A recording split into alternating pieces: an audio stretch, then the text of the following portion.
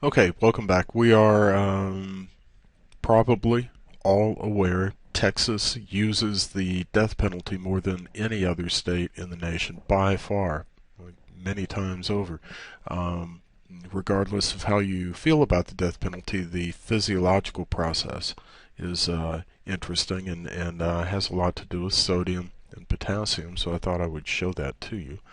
Um, when people are executed in Texas, they're given a cocktail of three drugs in sequence. The first drug is sodium pentothal.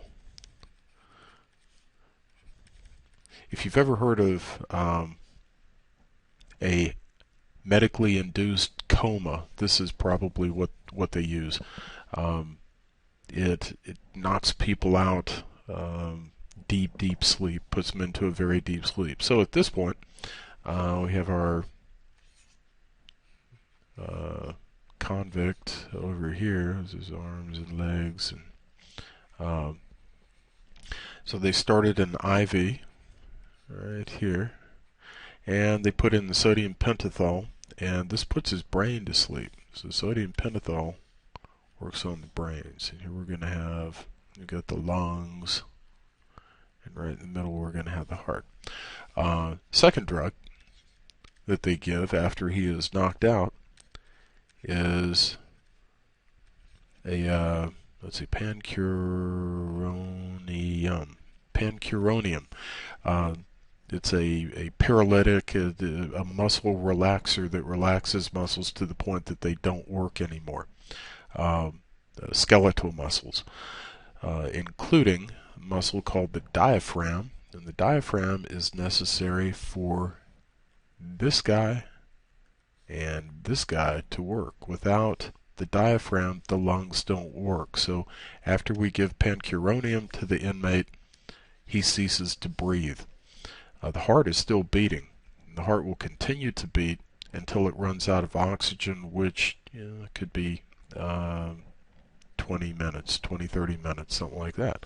So we give him another injection, and the other injection is our good friend, potassium. Potassium. And it's just like a whole bunch of bananas. And what this is going to do is make the heart stop beating. Let's figure out why, because we have all the tools to do it.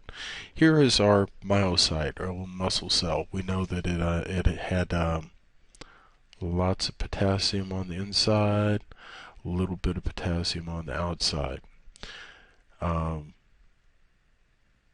it had a little bit of sodium on the inside and a whole bunch of sodium on the outside. Now, during that initial contraction, or remember the first step, we had the little gates that went all around that would open up, given a little bit of electrical charge, they will open up, and what would happen would be that the sodium would rush in because of diffusion, and the potassium would rush out because of diffusion.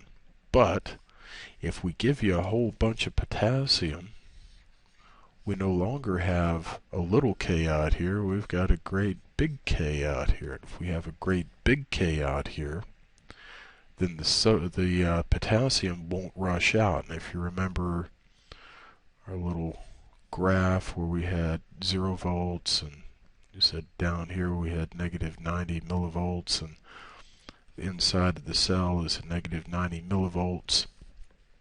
So we had the sodium rush in, and what we're depending on is the potassium to rush out. But if the potassium doesn't rush out, we just stay up here, we never go back down, we never reset, we never contract again. If you think about that happening to every myocardial cell in the heart, you can see why there won't be any more contractions. No more contractions, no more heartbeat, no more heartbeat, no blood going to the brain. Brain will die in about 6 to 10 minutes. it will be gone. It'll be no longer a functioning brain, and no matter what you do, it won't come back. And at that point, we can safely assume the convict is dead.